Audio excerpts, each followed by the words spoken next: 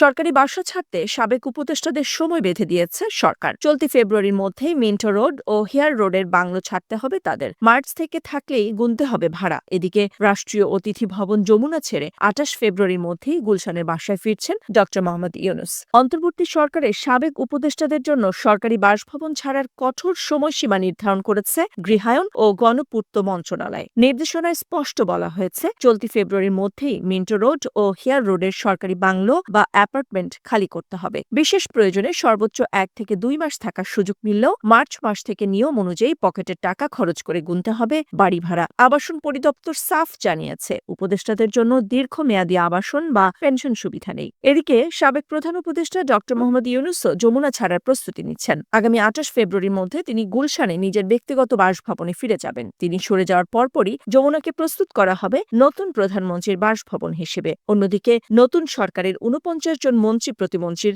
বিশাল বহরের বিপরীতে আবাসন রয়েছে মাত্র ৩৭টি। এর মধ্যে ২১ জন ভিআইপি বাসার জন্য আবেদন করেছেন। আবাসন সংকট সামাল দিতে ২৪টি বাংলো ও ১২টি সরকারি ফ্ল্যাটে চলছে তড়িঘড়ি সংস্কার ও রঙের কাজ। মার্চ মাসের মধ্যেই নতুন মন্ত্রীদের হাতে চাবি তুলে দিতে চায় গণপূর্ত মন্ত্রণালয়।